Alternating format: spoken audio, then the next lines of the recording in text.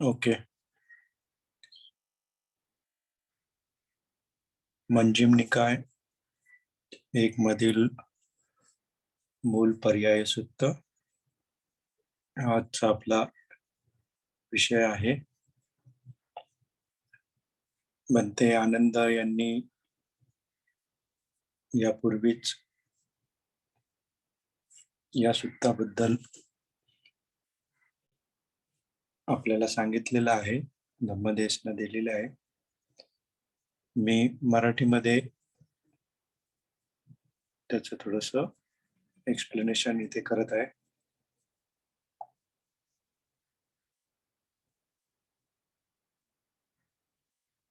एवं मे सुतं एकं समयं भगवा उक्कत्थाय विहरते सुभगवने स्वालराजमूले तत्र को भिक्खु आमन्तेसि भिक्खवे ती बदन्ति ते भिक्खु भगवतो वच्चसोऽस्म भगवा एतदवोच धम्मं मूलं पर्यायं वो भिक्खवे देशस्यामि तं सुनाय साधुकं मनसिकारोद भासस्यामीति.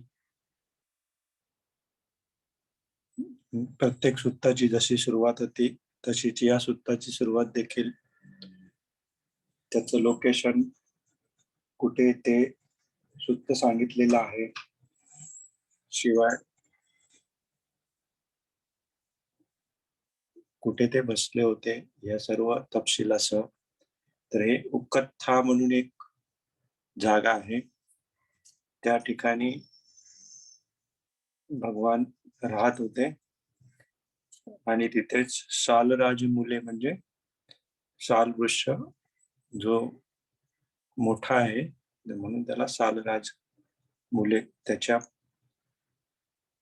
पायथ्याशी ते बसलेले आहेत.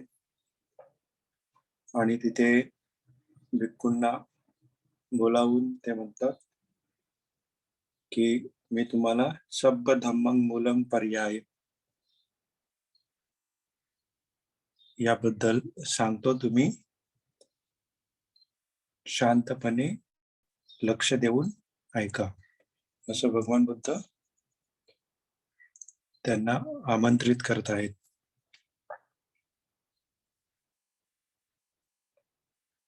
या सूक्तामध्ये भगवान बुद्ध पृथक्जन, सेखा, अरहंग आणि तथागत या 4 ज्या व्यक्ती आहेत त्यांचे कशा प्रकारे त्यांची समज असते आजूबाजूच्या बद्दल, त्याबद्दल आपल्याला सांगण्याचा प्रयत्न करत आहेत. तर पहिलं ते पृथक्जन यांच्याबद्दल सांगत आहेत. पृथक्जन म्हणजे सर्वसामान्य व्यक्ती. पृथू म्हणजे खूप, मेनी, आणि पृथक म्हणजे सेपरेट. तर इथे पृथक्जन म्हणजे जनता, त्यापेक्षा जास्त म्हणजे जे धम्म जाणत नाहीत, जे कामचंदाच्या आहारी गेलेले आहेत, असे पृथक्जन, असा याचा अर्थ इथे घेतला आहे. पुढे भगवान म्हणत आहेत इद भिक्खवे असुत्वा पृथजनो. असुत्वा म्हणजे ज्यांनी कधी धम्म ऐकलेलाच नाही. आर्यं अदस्सावी आर्यधम्मस्य अकौविदो आर्यधम्मो अविनितो सत्पुरुषानं अदस्सावी सत्पुरुषधम्मस् अकोविदो सत्पुरुषधम्मो अविनितो. म्हणजे हा पृथक्जन कसा आहे, त्यांनी कधी या धम्म कधी ऐकलेले नाही, आर्य पुरुषांचं कधी दर्शन घेतलेलं नाही, त्यांच्यापासून वंचित आहे. आर्य धम्मा संबंधी कधी ऐकलेलं नाही, आर्य धम्माचं कधी शिक्षण घेतलेलं नाही, आणि जे आर्य पुरुष आहेत त्यांचं कधी दर्शन घेतलेलं नाही. आणि हे जे आर्य पुरुष आहेत त्यांचा जो धर्म आहे, त्यांचं जो वागणं आहे, त्याबद्दल अपरिचित आहे. आर्यपुरुषांच्या धर्मामध्ये अशिक्षित आहे. असा हा ज्यांनी काहीच ऐकलेलं नाही, असा हा पुतजन आहे. आणि तो पुतजन पुढे भगवान म्हणतात, पथ्विं पथ्वितो संजानाति, पथ्विं पथ्वितो संयत्व, पथ्विं मय्यति, पथ्विया मय्यति, पथ्विया मय्यति, पथ्विं मे मय्यति, पथ्विं मे अभिनंदति. किस्सा हेतू मग हे पृथक्जन आहेत. तो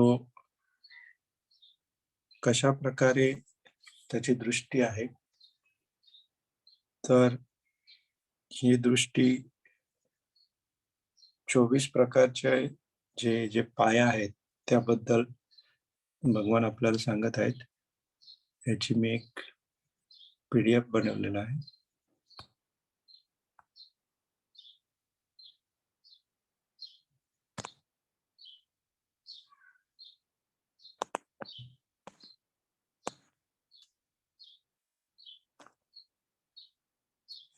स्क्रीनवरती PDF शेअर केलेला आहे. तो हा पृथक्जन आहे. तर हे 24 बेसिस काय आहे, त्याच्यामध्ये 4 धातू, पृथ्वी, आपो, तेजो, वायू, नंतर भूते म्हणजे बीइंग, देव, प्रजापती, ब्रह्म, अभस्वारे देव, शुभकिन्नंग देव, वेहफला देव, अभिभूमंग देव, आकाशंचाय देव, विज्ञानंचाय देव, अकिंचनाय देव, निवसनान संयातन देव, नंतर दिठ्ठंग, सुतंग, मुतंग, विज्ञानं, एकत्तम, नानत्तम, सब्बम आणि निब्बाणम असे 24 प्रकार, 24 बेसिस आहेत. त्याच्याबद्दल भगवान इथे पृथक्जन कशा प्रकारे बघतो, त्याच्या कसं कन्सिव्ह करतो याबद्दल भगवान सांगत.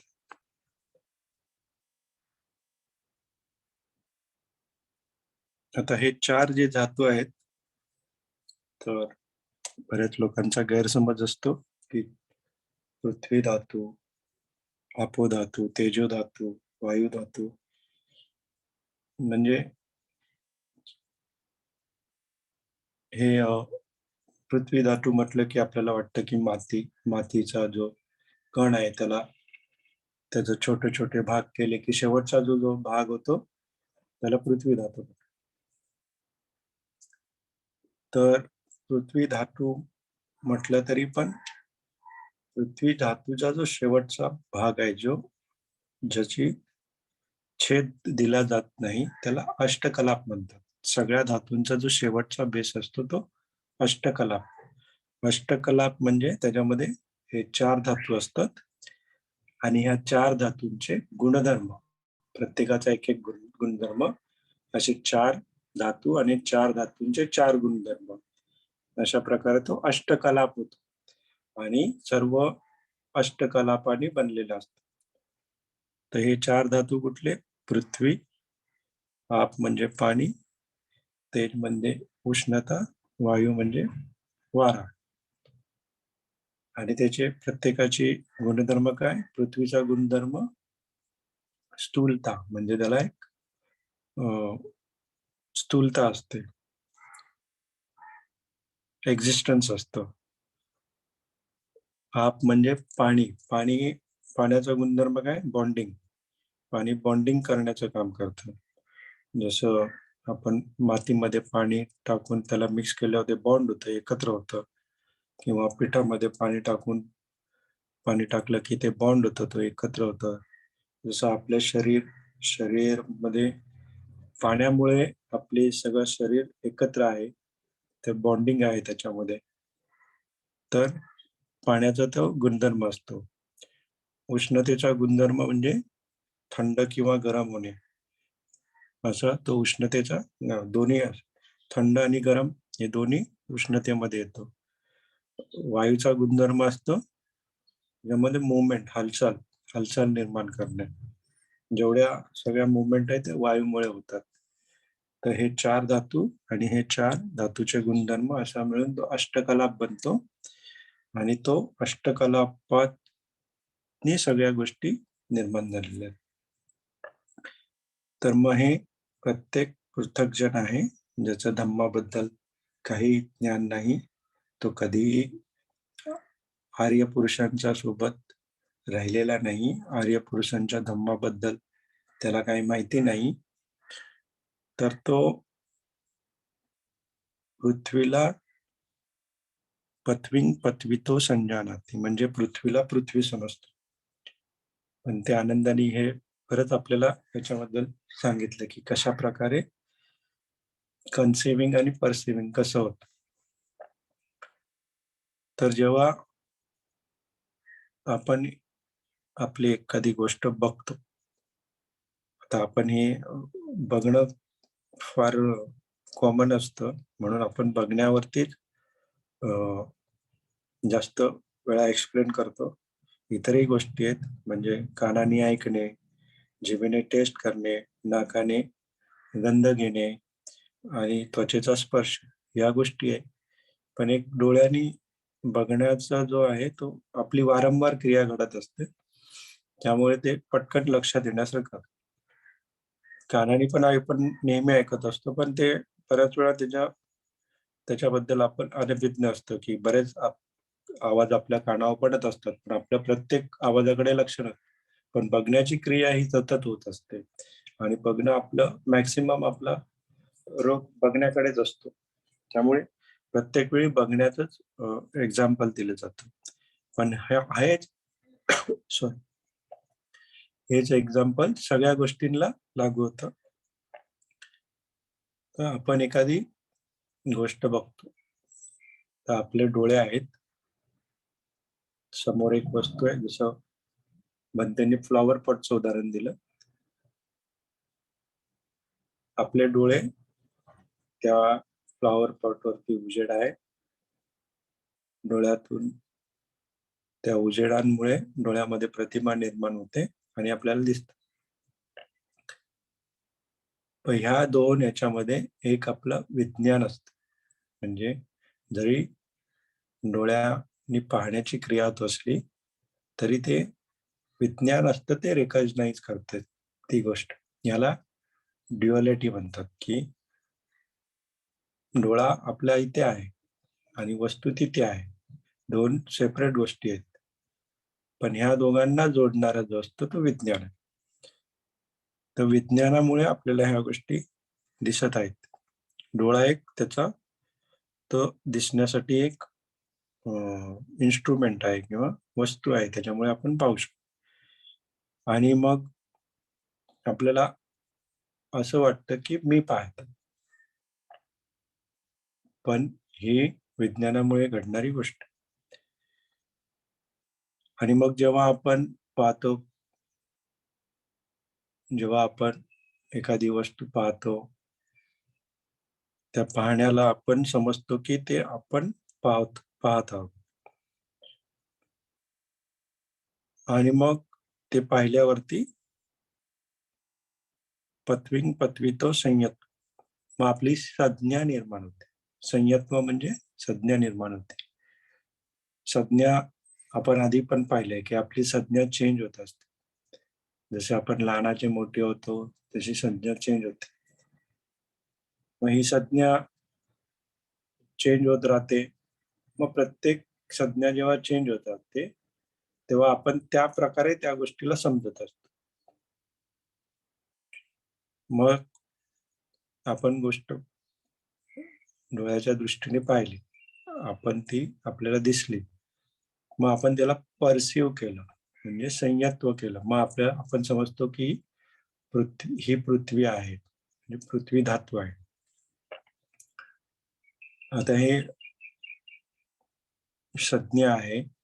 संज्ञा पण प्रत्येकाची वेगवेगळी असते. जसे आपले अनुभव असतात, जसे आपल्याला शिक्षण असतं, जसं आपलं अपब्रिंगिंग असतं, यावरती आपली संज्ञा डिपेंड असते. त्यानंतर पत्विंग मय्यती. मग आपण संज्ञा निर्माण झाल्यामुळे आपल्याला वाटतं की आपण स्वतः पृथ्वी आहोत. मग पृथ्वीया मय्यती. मग आपण समजतो की आपण पृथ्वीत आहोत. पृथ्वीतो मय्यती. मग आपण समजतो की आपण पृथ्वीपासून आहोत. आपण मानतो की आपण पृथ्वीपासून आहोत. पृथ्वीं मे मय्यती. मग तो समजतो की पृथ्वी माझी आहे.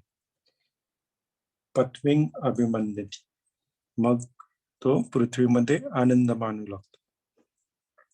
तर अशा प्रकारे आपली ही जी प्रोसेस आहे ती घडते. मग भगवान बुद्ध पुढे म्हणतात किस्सम हेतू असं का होतं, तर अपरिज्ञातम. अपरिज्ञातम म्हणजे त्याला खराब होत झालेला नाहीये. तर हा जो आपण जे कॉमन लोक आहेत, जे धम्माबद्दल त्यांना काहीच माहिती नाही, हा जो भाग आहे त्याच्याबद्दल भगवान बुद्ध सांगत आहेत की कशा प्रकारे पृथक जन आहेत, त्यांची जी दृष्टी असते, त्यांचं जे कन्सिविंग असतं, म्हणजे त्यांच्या धारणा कशा प्रकारे बनतात, ते आपल्याला इथे एक्सप्लेनेशन करून सांगत आहेत. तर मी हे पुन्हा एकदा रिपीट करेन, कारण हे खूप इम्पॉर्टंट आहे. आपण एखादी वस्तू पाहिल्यावरती आपण समजतो की आपण ती पाहिली, तिचं रूप आपल्याला लक्षात येतं आणि मग आपण त्या वस्तूला ती वस्तू समजतो. मग ती समजल्यानंतर आपली एक परसेप्शन संज्ञा असते. त्या संज्ञेमधून आपण त्याचं ते रूप आहे, काय आहे, ती वस्तू काय आहे ते आपण समजतो. मग ती वस्तू आपण स्वतः आहात असं मानतो. मग त्या तो पृथ्वी आहे असं मानतो. मग तो पृथ्वीपासून आहे असं मानतो. तो मग नंतर पृथ्वी माझी आहे असं मानतो आणि मग पृथ्वीमध्ये आनंद मानतो. तर हे का घडतं? कारण हे जे मय्यती आहे, म्हणजे जे आपलं मानणं आहे, हे मिसकन्सिव्ह आहे. मिसकन्सिव्ह म्हणजे चुकीची धारणा आहे. चुकीची धारणा काय आहे? कारण आपली सुरुवातच झाली जी संजानाती. संजानाती म्हणजे स आणि जानाती. जाणणं म्हणजे व्यवस्थितरित्या पूर्णपणे जाणणं, पण स जेव्हा येतो, सज्जानाती, ते जाणणं हे चुकीचं जाणणं असतं. कारण काय? ते आपलं डिस्टॉर्टेड परसेप्शन असतं. म्हणजे आपले जी संज्ञाच आहे, जे आपलं कॉग्निशन असतं, ते डिस्टॉर्ट झालेलं आहे. का डिस्टॉर्ट झालेलं आहे? कारण त्याच्यामध्ये मेंटल डिफाईनमेंट आहेत, म्हणजे आपले मानसिक दुर्गुण आहेत त्याच्यात. कुठले मानसिक दुर्गुण आहेत? आसक्ती, माना आणि रॉंग व्ह्यू म्हणजे मिथ्या दृष्टी. तर हे जे 3 आहेत, हे 3 मानसिक दुर्गुण असल्यामुळे आपल्याला, म्हणजे अविद्या, थोडक्यात सांगायचं अविद्या असल्यामुळे आपल्याला आसक्ती, माना आणि मिथ्या दृष्टीमुळे आपण आपण म्हणतोय, पण आता सध्या आपण पृथग्जन त्याच्यामध्ये येत नाही, कारण आपण थोडेसे पुढे गेलेलो आहोत. आपण धम्माच्या मार्गावर येतो आहोत, पण आपण पुढे पण नाहीये, पण थोडीशी आपली धारणा अजून तीच आहे, पृथग्जनाचीच आहे. तर जे आपलं डिस्टॉर्शन, म्हणजे आपली जी दृष्टी आहे, ती अजून बदललेली नाही, जी चुकीची आहे आणि त्यामुळे आपलं मिसकन्सीव्ह आहे, आपलं धारणा चुकीची आहे, कारण त्याच्यामध्ये मेंटल डिफाईलमेंट्स आहेत. म्हणून आपलं डिस्टॉर्शन ऑफ पर्सन म्हणजे आपली संज्ञा पण चुकीची झालेली आहे. ती संज्ञा का चुकीची झालेली आहे? कारण त्याच्यामध्ये आपण 4 प्रकारचे जे खऱ्या गोष्टी आहेत, जे सत्य आहे 4 ते पाहू शकत नाही. काय सत्य आहे 4? अनित्य, दुःख, अनात्म आणि इम्प्युरिटी म्हणजे अशुद्धी. आणि आपल्याला हे 3 लक्षणं तर माहितीच आहे. पण एक इम्प्युरिटी पण असते. कारण प्युरिटी नाही म्हणून इम्प्युरिटी. तर हे 4 प्रकारांमुळे आपलं जे परसेप्शन आहे ते डिस्टॉर्टेड आहे. म्हणजे डिस्टॉर्शन म्हणजे चुकीचं आहे, तुटलेलं आहे. तर पहिलं तर आपलं कॉग्निशन म्हणजे आपली जी बघण्याची जी क्रिया आहे, जे थिंग कुठले कॉग्नाइट करणं म्हणजे त्याला पाहण्याची जी क्रिया आहे तीच तुटलेली आहे, डिस्टॉर्टेड आहे. कारण त्याच्यामध्ये मेंटल डिफाईनमेंट्स आहेत. आसक्ती, मान आणि मिथ्यादृष्टी. त्याच्यामुळे आपण ते व्यवस्थित पाहू शकत नाही. आणि आपलं त्यानंतर जे आपलं परसेप्शन होते, जी संज्ञा निर्माण होते, ती ही 4 जे त्याच्यामध्ये जी 4 लक्षणं आहेत, अनिच्छ, दुःख, अनात्म आणि इम्प्युरिटी. याच्यामुळे ते संज्ञा देखील डिस्टॉर्टेड आहे. ती पण चुकीची आहे. तर हे असल्यामुळे आपलं जी आपली पूर्ण जी बघण्याची जी क्रिया आहे, पूर्ण जी कुठली कन्सिव्हिंगची क्रिया आहे, जी धारणेची क्रिया आहे, हेच डिस्टॉर्टेड आहे. ती डिस्टॉर्टेड काय? कारण अपरिणयातम आहोत. अपरिणयातम असल्यामुळे आपल्याला खराबच झालेलं नाहीये. म्हणून हे सगळं पृथक्जनाची जी प्रोसेस असते कन्सिव्हिंगची, ती चुकीची असते किंवा त्याला खराबच झालेलं नाही. त्यानंतर सेखा, अरहंग आणि तथागत यांच्याबद्दल भगवान बुद्ध सांगतात.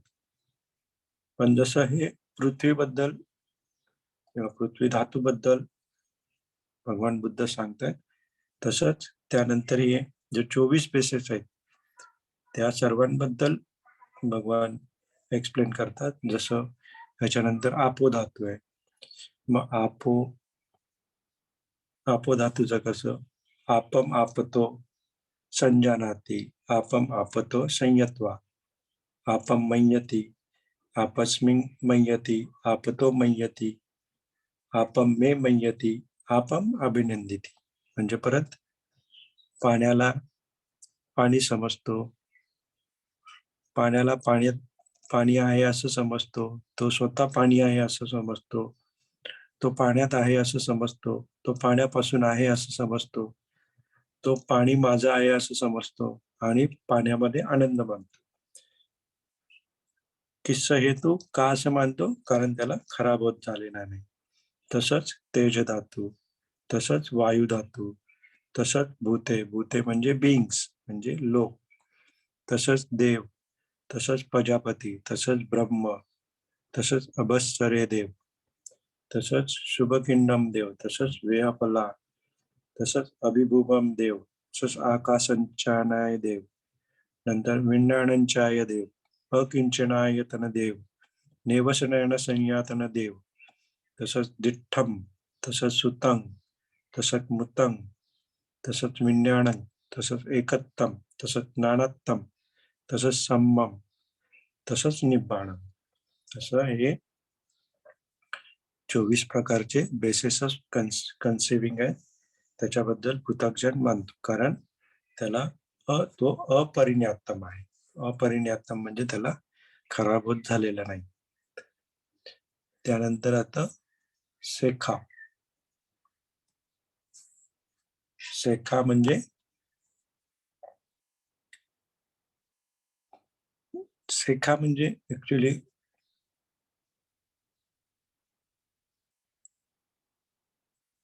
श्रोतापन्नच्या पुढील जे सगळे आहेत ज्यांनी धम्माची जे प्रॅक्टिस आहे त्यांची चांगली झालेली आहे, श्रोतापन्न प्राप्त झाले आहे, किंवा त्याच्या पुढील सकदागामी किंवा अनागामी, हे सर्व शेखामध्ये येतात. शेखामध्ये येतात, पण ते अरहंत अजून झालेले नाही. मग त्यांची कशी असते कन्सिविंग? मग ते पद्मानो विहरती, पत्विंग पत्वितो अभिजानाति, पत्विंग पत्वितो अभिन्याय, पत्विंग मा मय्य, पत्विया मा मय्य, पत्वितो मा मय्य, पत्विंग मे ती मा मय्य, पत्विंग मा अभिनंदी, किस्सद हेतू परिण्ययम. म्हणजे कसं आहे की ते पद्मानो विहरती म्हणजे पृथ्वीचं चिंतन करते. तर विहरती म्हणजे नेहमीच येतं आपल्या ह्याच्यामध्ये की एकम चमय भगवा उकत्ताय विहरती किंवा सावत्तीय विहरती. विहरती म्हणजे राहणं, त्या ठिकाणी ते राहत होते. तर या ठिकाणी ते विहरती. आता पद्मानो विहरती म्हणजे त्याचा एक असाही अर्थ होतो की त्या गोष्टीमध्ये चिंतन करणे, त्या गोष्टीबद्दल पूर्ण ज्ञात करून घेणे, त्यालाही विहरती म्हणजे पृथ्वी धातूचं चिंतन करतो. पत्विंग पती तो अभिजानाती. आता अभिजानाती जे आहे, इथे जरा मराठीमध्ये आपण सगळ्या गोष्टी समजतो असं लिहिलेलं आहे, पण ह्या ज्या गोष्टी आहेत ह्याच्यामध्ये पाली भाषा फार समृद्ध होती.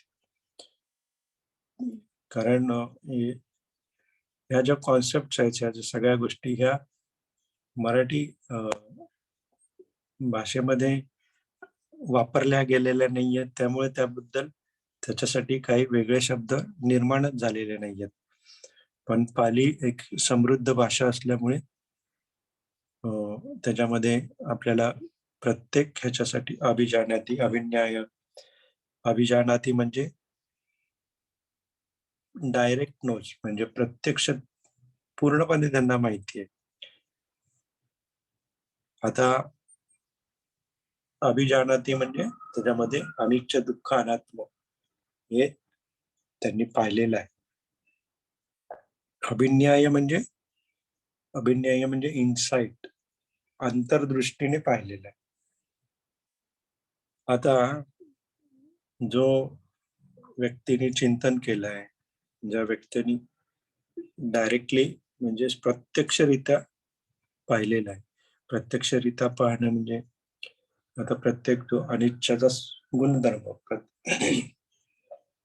आपल्या सगळ्यांना माहिती आहे की प्रत्येक वस्तू जी निर्माण होणार आहे ती नष्ट होणार आहे, ते आपल्याला माहित असते, पण आपण ती जाणत नाही. त्याचा आपल्याला पूर्ण डायरेक्ट त्याच्याबद्दल नॉलेज नसतं. हा सराव करून करून येणारी गोष्ट आहे. आपल्याला सगळं माहिती आहे की ह्या सगळ्या गोष्टीमध्ये दुःख उत्पन्न होतं, तरी आपण क्षणिक सुखासाठी त्या गोष्टींमध्ये रममाण होत असतो. आणि जी गोष्ट आहे ती नॉन सेल्फ म्हणजे त्याच्यामध्ये सेल्फ नाही, त्याच्यामध्ये स्व नाहीये, अशी पण आहे, हे पण आपल्याला समजतं, तरी देखील आपण त्या गोष्टीच्या मागे लागतो. तर हे जेव्हा ज्ञान प्राप्त होतं, हे अनिच्छ दुःख अनात्म, तर ते अभिजानाती होत. मग तो पृथ्वीला पृथ्वीच्या स्तरावर समजतो. मग पत्वी तो अभिन्याय, मग ती अंतर्दृष्टीला प्राप्त झाल्यावरती मग पृथ्वीला तो पृथ्वीच समजतो. पृथ्वीला पृथ्वी समजणे म्हणजे तेच अनिच्छ दुःख अनात्म, हे क्षणभंगूर आहे, सगळ्या गोष्टी नष्ट होणार आहे, याच्यापासून दुःख उत्पन्न होतं आणि याच्यामध्ये काही अनात्म नाही, तर ते त्यांना त्या गोष्टीची ज्ञान उत्पन्न होतं. मग जेव्हा हे ज्ञान उत्पन्न झालं, मग मग पत्नी मामय्य म्हणजे तो स्वतःला पृथ्वी असं समजत नाही, समजू नये, कारण तो शिकत आहे. पृथ्व्या मामय्य, मी पृथ्वीत आहे असं समजू नये. पृथ्वी तो मामय्य, मी पृथ्वीपासून आहे असं मानू नये. पृथ्वी मा ती मय्य, पृथ्वी माझी आहे असं समजू नये. पृथ्वी मा अभिनंदी, पृथ्वीत आनंद मानू नये. कारण का? परिणीयम, अजूनही बोध प्राप्त करून घ्यायचा आहे. जरी अभिजानादी अभिन्याय झालं तरी पूर्णपणे बोध प्राप्त झालेला नाहीये. पूर्णपणे बोध कधी प्राप्त होतो? जेव्हा परिज्ञातम होतं. ते पुढच्या पर्यंत आहेत, त्याच्यामध्ये आपण पाहून घेऊ. तर सेकाचं काय? सेका चिंतन करतो. पृथ्वी तो अभिजानाती, पृथ्वीला पृथ्वीच्या स्तरावर समजतो. पृथ्वी तो अभिन्याय, पृथ्वीला पृथ्वी आहे असं समजतो. पृथ्वी मामय्य, स्वतः पृथ्वी आहे असं समजू नये. पृथ्वी मामय्य, मी पृथ्वीत आहे असं समजू नये. पृथ्वी तो मामय्य, मी पृथ्वीपासून आहे असं समजू नये. पृथ्वी मात मी मय्य, पृथ्वी माझी आहे असं समजू नये. पृथ्वी मा अभिनंदी, पृथ्वीत आनंद मानू नये. यांचं अजून ट्रेनिंग चालू आहे, अजून यांना बोध प्राप्त झालेला नाही. त्याच्यानंतर तसंच आपो धातू, तेज धातू, वायू धातू, भूते देव, प्रजापती, ब्रह्मा, वत्सारे, शुभकिन्नन, वेहाफला, अभिभूम, आकाशनंचाय, विज्ञानंचाय, अकिंचनाय, नेवस्ज्ञान संयातन, दिट्टम सुत्तम मुतम विज्ञानन, एकत्तम नाणत्तम सब्बम निब्बाण. अशा या सगळ्या 24 बेसिस आहेत कन्सिविंग. त्याच्याबद्दल शेखाला अजूनही बोध प्राप्त करून घ्यायचा आहे. जरी त्याला अनित्य दुःख अनात्माचं झालेलं आहे, ज्ञान झालेलं आहे, तरी अजून पूर्णपणे बोध प्राप्त झालेला नाही. याच्यानंतर जे अरहंग आहेत, अरहंग मध्ये आपण बघूया काय होत. अरहंगची सुरुवातच पत्विंग पत्वतो वितो आहे, ते करेक्शन आहे. पत्विंग पत्वितो अभिजानाती, पृथ्वीला पृथ्वीच्या स्तरावर समजतो. पत्विंग पत्वितो अभिज्ञाय, पृथ्वीला पृथ्वी आहे असं समजतो. पृथ्वी नामय्यती, आता त्याला बोध झालेला आहे, मग तो पृथ्वीला पृथ्वी आहे असं मानत नाही, कारण त्यांनी अनिच्छ दुःख अनात्म पाहिलेला आहे, पाहून त्याला बोध झालेला आहे, मग तो मानत नाही. पृथ्व्या नामय्यती, स्वतः पृथ्वी आहे असं मानत नाही. पृथ्वी तो नामय्यती, तो स्वतः पृथ्वीपासून आहे असं मानत नाही. पृथ्वी मे नामय्यती, पृथ्वी माझी आहे असं मानत नाही. पृथ्वी निबंधती अभिनंदिती, म्हणजे पृथ्वीत आनंद मानत नाही. किस्सा हेतू परिज्ञातम, परिज्ञातम म्हणजे पूर्ण बोध झालेला आहे. आता हा जो पूर्ण बोध झालेला आहे, पूर्ण बोध होणं म्हणजे काय आहे? परिज्ञात, फुल्ली अंडरस्टूड. या फुल्ली अंडरस्टूड म्हणजे काय? अंतर्दृष्टीने विच्छेदन करून, डिस्सर्न करून, ऑब्झर्व करून, पहिलं ऑब्झर्व करून नंतर डिस्सर्न करून, म्हणजे त्याचे विच्छेदन करून पूर्णपणे गोष्टी माहीत करून घेतलेल्या आहेत, माहीत झालेल्या आहेत. 3 प्रकारे माहीत होतात गोष्टी. कुठल्या प्रकारे? 3 प्रकारे. कुठले प्रकार आहेत? एक आहे ज्ञात, दुसरा आहे थिरन परिज्ञात, तिसरा आहे पहान परिज्ञात. ज्ञात परिज्ञात म्हणजे काय? ज्ञात परिज्ञात म्हणजे फुल्ली अंडरस्टूड, तीरण परिज्ञात म्हणजे काय, स्क्रुटिनीच, विच्छेदन केलंय, बारीक बारीक छोटे छोटे छोटे त्याबद्दल सगळ्या गोष्टी बद्दल स्क्रुटनाइज केलं, त्याची विच्छेदन केलेलं आहे. पहानंग परिज्ञातन म्हणजे त्याग केलेला, अबडमन केलेला आहे, त्याचं त्याग झाले. जसं पहिलं अंडरस्टूड झालं, सगळ्या गोष्टी लक्षात आल्या, नंतर त्याचं विच्छेदन केलं, आणि विच्छेदन केल्याच्या नंतर पहानंग परिज्ञात निर्माण होऊन सगळ्या गोष्टींचा त्याग झाला आहे. आता हे तीन ज्या गोष्टी आहेत, परिज्ञात, ज्ञात, तीरण परिज्ञात आणि पहानंग परिज्ञात, हे कुठे येतं? हे येतं आपण जे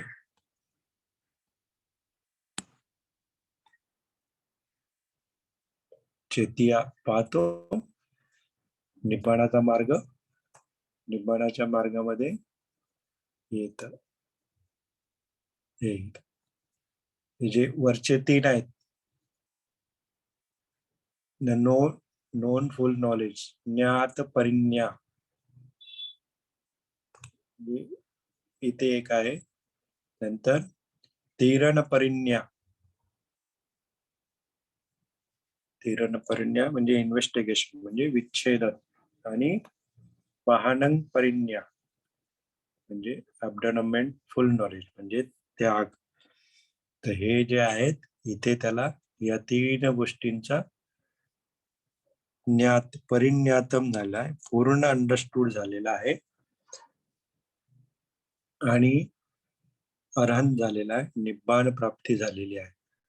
तर हे अशा प्रकारे परिज्ञातम, या गोष्टी आपल्याला काम समजून घ्यायचे, कारण आपण ह्या मार्गावर चाललेलो आहोत. तर आपल्याला सगळ्या गोष्टी माहीत असणं आवश्यक आहे. परिज्ञातम झालेला आहे, कशा प्रकारे झाला आहे? क्षीण असो, कटकरणीय, ओभित भारो, अनुपत्त सद्दतो, परिखिण्ण भव समायोजन, संमद अय्य विमुक्तो, सोपी पृथ्वीं पृथ्वीतो अभिजानाति. म्हणजे त्याने सर्व आश्रव नष्ट केलेले आहेत, ब्रह्मचर्याचं पालन केलेलं आहे, ओझं खाली ठेवलेलं आहे, सदार्थाला प्राप्त केलेला आहे, भावबंधनाचा उच्छेद केला आहे, आणि यथार्थ ज्ञानामुळे विमुक्त झाला आहे. तो पृथ्वीला पृथ्वीच्या स्तरावरती जाणतो. आता हे परिक्षीण भव समयोजन म्हणजे जे 10 फेटर्स आहेत, संयोजन, ते परिक्षीण म्हणजे त्याचा पूर्णपणे उच्छेद केलेला आहे. 10 फेटर्स आहेत त्याचा उच्छेद केला आहे, आणि विमुक्त झालेला आहे, जे सगळ्या गाठी सोडलेल्या आहेत. असा हा अरहंत झालेला व्यक्ती परिज्ञात झालेला आहे, त्याला सगळ्या गोष्टीबद्दल बोध झालेला आहे, पूर्ण बोध झालेला आहे. म्हणजे ते अनित्य आहे, दुःख आहे, अनात्मा आहे, इम्प्युअर आहे, या सगळ्याबद्दल त्याच्या मनामध्ये कुठल्याही प्रकारची डाऊट नाही, शंका नाही. त्यांनी प्रत्यक्ष या गोष्टी पाहिलेल्या आहेत. अभिजानाती, त्याला डायरेक्ट नॉलेज आहे, या गोष्टीचं डायरेक्ट नॉलेज आहे. अभिन्याय आहेत, त्याला पूर्णपणे अंतर्दृष्टी प्राप्त झालेली. तर अशा प्रकारे अरहन व्यक्तीचं हे कन्सिविंग असतं. आणि आता शेवटी तथागत हे त्याच्यामध्येच हे मग पृथ्वी धातू, आपो धातू, तेजो धातू, वायू धातू, भूते, देव, प्रजापती, ब्रह्म, अभस्सरे, सुभकिन्नं, वेहफलं, अभिभूनं देव, आकाशंचानय देव, विज्ञानंचाय देव, अकिंचनायतन देव, नेवसज्ञान संज्ञायतन देव, मदिट्टं सुतं मुतं विज्ञानं, एकत्वं ज्ञानात्मं सब्बम आणि निब्बाण. या सर्वांबद्दल या अरहंतच जे असतं त्यांची जी दृष्टी असते, कन्सिविंग असते, त्यांची धारणा असते ती अशी झालेली असते आणि ते पूर्णपणे मुक्त झालेले असते. आता तथागतांचं पण अराहंतांच्याच लेवलचं असतं. मग पृथ्वीतो अभिजानातो, पृथ्वीला पृथ्वीच्या समतरावर समजतो. पृथ्वीतो अभिज्ञाय, पृथ्वीला पृथ्वी आहे असं समजतो. पृथ्वीं मा मय्यती, स्वतः पृथ्वी आहे असं मानत नाही. पृथ्वीया ना मय्यती, स्वतः पृथ्वीत आहे असं मानत नाही. पृथ्वीतो ना मय्यती, स्वतः पृथ्वीपासून आहे असं मानत नाही. पृथ्वी मे ना मय्यती, पृथ्वी माझी आहे असं मानत नाही. पृथ्वी ना विदंती, पृथ्वीत आनंद मानत नाही. तर त्यांनाही तथागत अरांच्याच लेवलचे आहेत, पण त्यांनी आणखीन पुढे जाऊन त्यांनी, कारण सगळ्या गोष्टी ज्ञात झालेल्या आहेत आणि ज्ञात झाल्याच्या नंतर त्यांना भवजाती भूतस्थ जरामरणती तस्माती भिक्खवे तथागतो सभ्यस्थ तन्हा खयम विरागन निरोधो कायापटी निस्सेग अनुत्तरं सम्मा संबोधी अभिसंबोधी ते वदामी. तथागतांचं काय झालेलं आहे हे सगळं, की भवामुळे जन्म घेतलेल्यांना जरा आणि मरण अटळ आहे, म्हणून भिक्खूंनो तथागत सर्वच्या सर्व तृष्णांचा क्षय केलेला आहे, विराग केलेला आहे, निरोध केलेला आहे आणि त्याग केलेला आहे.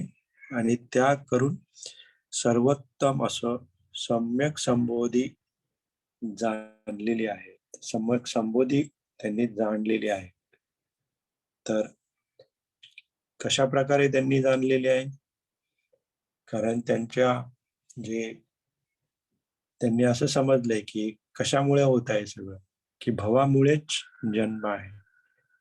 आणि बीइंग्स जे प्राणी आहेत त्यांना जरामरण त्यांना अटळ आहे.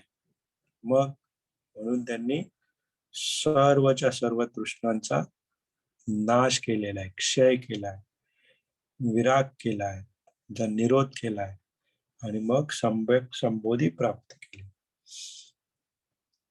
याच्यामध्ये भगवान बुद्ध फारच वेगळं असं एक वाक्य पण टाकलेलं आहे. अभिनंदी आपण बघितलं ना की आनंद मानत.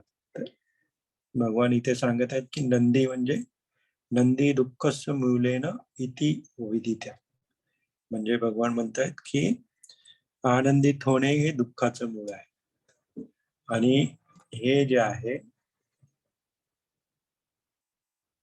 आता आपण हे जे मूल पर्याय म्हणतोय, तर ते एक छोटीशी हिंट आहे की आनंदित होण्यामध्ये दुःखाचं मूळ आहे.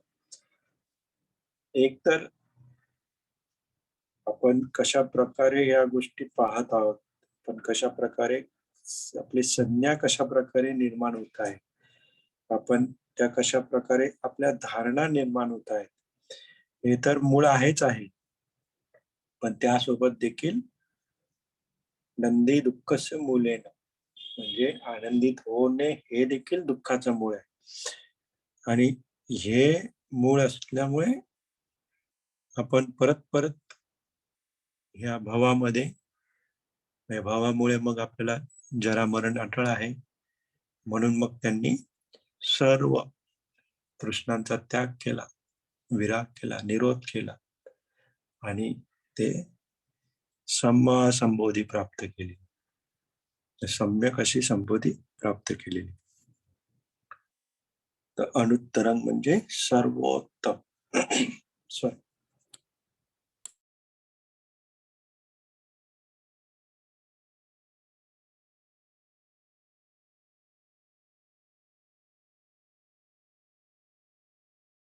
सर्वोत्तम अशी सम्मा संबोधी त्यांनी प्राप्त केलेली आहे.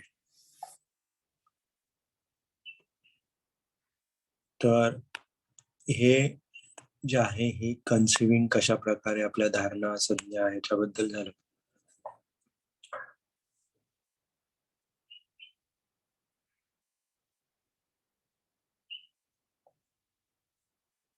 तर हे आपण जे मध्येच मी तो जास्त विषय घेतला नाही, पण पृथक्जन आणि सेका, पृथक्जन आणि सेका मध्ये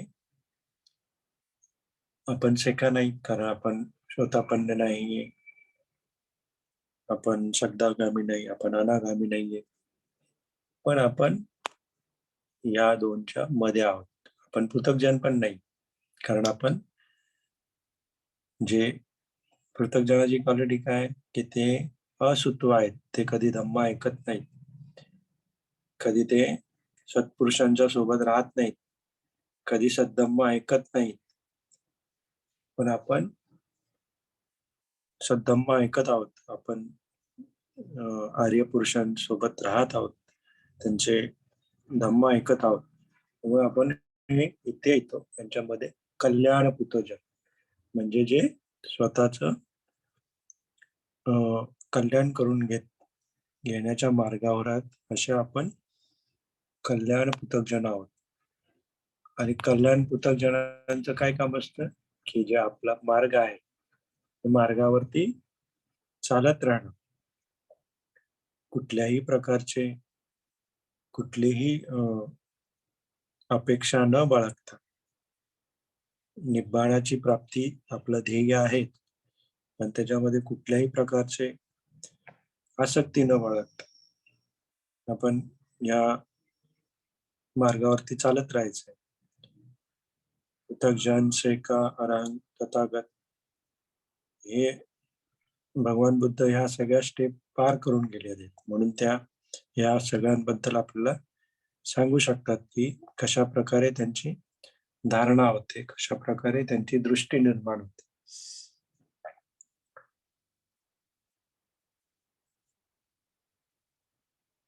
आता थोडस एक्सप्लेनेशन हे म्हणजे फक्त आपल्याला माहिती असावं म्हणून की जे 24 बेसिस आहेत धारणा, पाया आहेत, तर ते पृथ्वी, आपो, तेजो, वायू हे 4 तर धातू झाले. नंतर भूते म्हणजे प्राणी म्हणजे बिंग्स, नंतर देव, प्रजापती पण देव, पण हायर लेवल, नंतर ब्रह्मा, अवश्चर्य म्हणजे ल्युमिनस म्हणजे ज्यांचे तेजस्वी असतात ते देव, शुभखिंडंग म्हणजे रेफ्युजलंट ग्लोरी जे प्रकाशमान देवता असतात, व्यापफला म्हणजे महाफल देवता म्हणजे ज्यांचे ग्रेट फ्रूट देवता असं म्हणतात, आकाशनंचाय म्हणजे सर्वश्रेष्ठ देव, विज्ञानंचाय म्हणजे इन्फानाइट कॉन्शियसनेस ते देवता, अकिंचनायतन म्हणजे नथिंगनेस शून्यता, नेवसज्ञान संयातन म्हणजे परसेप्शन नॉन परसेप्शन देवता, नंतर जिठम म्हणजे बघणे, सुतंग म्हणजे ऐकणे म्हणजे शून्य, मेतंग म्हणजे सेन्स म्हणजे आपल्याला जे टच वगैरे होतात, नंतर विज्ञान म्हणजे कॉन्शियसनेस आपलं चेतना, नंतर एकत्तम म्हणजे एकत्व, नानत्तम म्हणजे नानत्व म्हणजे मल्टिप्लिसिटी, सबम म्हणजे सर्व, आणि शेवटी निब्बाण म्हणजे निर्वाण. अशा प्रकारे 24 बेसिस आहेत. या बेसिसवरती आता बेसिस कशाला, पाया कशाला, कारण कुठल्याही गोष्टीला कशा प्रकारे बघण्याचा तो एक बेस असायला हवा ना, म्हणजे बघण्याचा बेस, ऐकण्याचा बेस, तशाच प्रकारे कुठल्या वस्तू, कुठल्या धारणा, त्या धारणांबद्दल भगवान इथे आपल्याला एक्सप्लेन करत आहेत.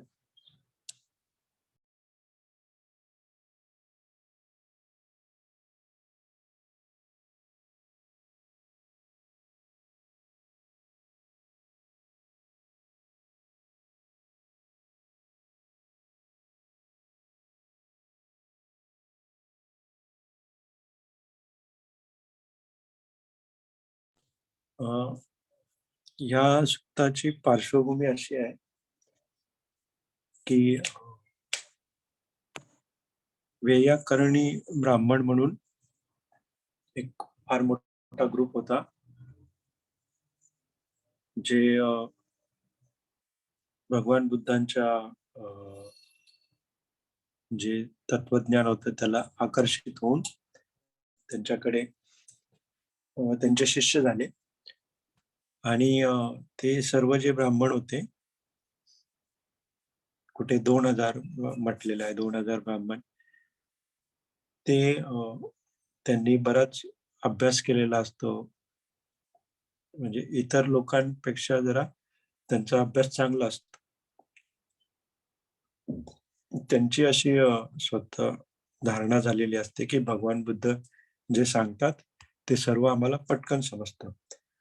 आणि भगवान बुद्धांकडे असं काही विशेष असं काही सांगत नाहीत, जे आम्हाला समजत नाही. मग हे तर सगळे ज्ञानी तर होते, सगळं त्यांची प्रॅक्टिस पण चांगली होती. पण नंतर भगवान बुद्धांच्या लक्षात आलं, की थोडंसं यांना इगो निर्माण झालेला आहे. त्यांना एक धारणा निर्माण झाली, की त्यांना सगळं माहिती. जोपर्यंत ती धारणा जात नाही, तोपर्यंत त्यांना निब्बाण प्राप्त अवघड आहे.